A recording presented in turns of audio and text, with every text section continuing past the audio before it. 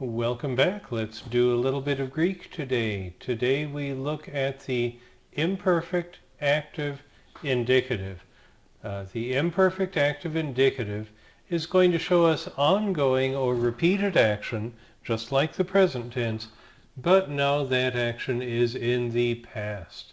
It will use a set of endings called secondary endings, and it will also have a special vowel at the beginning of the word called an augment. Please do remember as you think of us that we've got lots of full classes going on at potterschool.org, at ALTS EDU, the Lutheran Seminary, and there's always something to look at wittenbergcomo.com, the Wittenberg Door Campus Ministry. All right, a little review of verbs. Remember the first word in it, imperfect active indicative. Imperfect describes the tense. The other tense you've probably looked at is the present tense, and this is the imperfect tense. Now the idea of the word perfect indicates completion, but this is imperfect. It is not necessarily completed action. The voice is active, so the subject is doing the action of the verb, and the mood is indicative, so it's describing action. And the imperfect tense is going to indicate ongoing or repeated action in the past. Now, sometimes in English, we'll phrase the imperfect tense with a was whatevering, such as I was climbing, you were walking, they were fishing. But sometimes English will use a simple past to indicate the same idea. So I climbed, you walked, they fished. And that is a perfectly reasonable way of indicating the past tense. In English, with the was and the ing, it's really clear that it's ongoing action. But the climbed or walked, that still works all right. Now, Greek will use a different tense called the aorist tense to indicate completed or one-time action in the past. So the imperfect is for ongoing or repeated action. The aorist tense, which we'll study a bit later, will show one-time action. And if we want to say something like, I did climb the hill, and indicate very clearly I'm not climbing it anymore, I'd use the aorist tense and not the imperfect tense. Now, let's meet this imperfect active indicative verb. We'll take our paradigm verb luo, and look what happens to it. We have eluon, elues, elue, eluamen, eluete, eluon. So what are the suffixes we use here?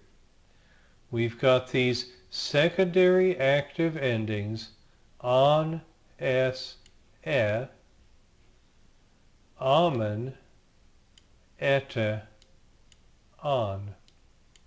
So there we go again, on, s, e, amen, ete, on.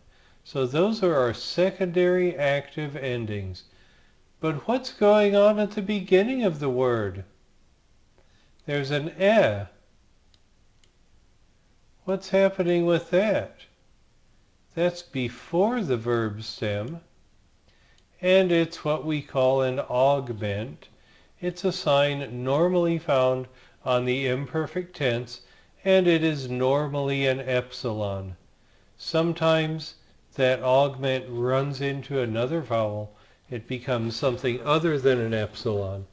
But in general, we're going to see it has an epsilon to it. So we have, for the imperfect active indicative, we have the epsilon augment, we have the verb stem, and we have the secondary active ending. Let's find out what it is that we want to look at for the augment vowels. Now sometimes the augment will not be an epsilon. The epsilon runs into a vowel at the start of a verb stem and it becomes a different vowel, a long vowel. For instance, epsilon plus alpha equals eta.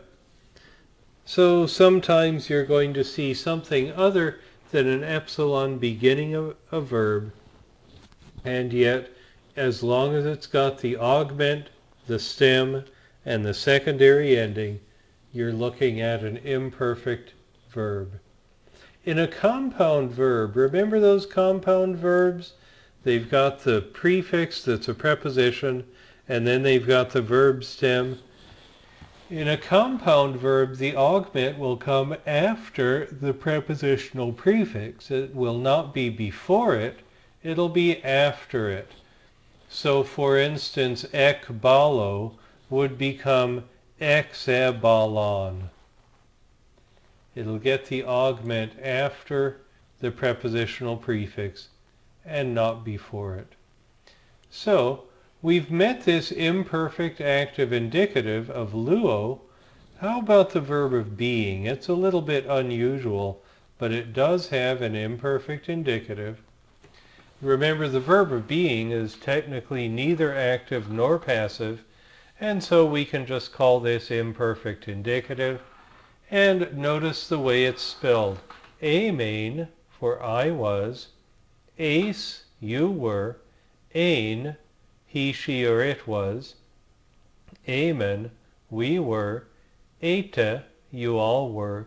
Or ason, they were. So there we go. We've met the imperfect, active indicative, ongoing action in the past. It's got the augment, the stem, and the secondary ending on, se, amen, eta, on. I know you can do this. Keep up the good work. Let me know if you get into trouble with anything.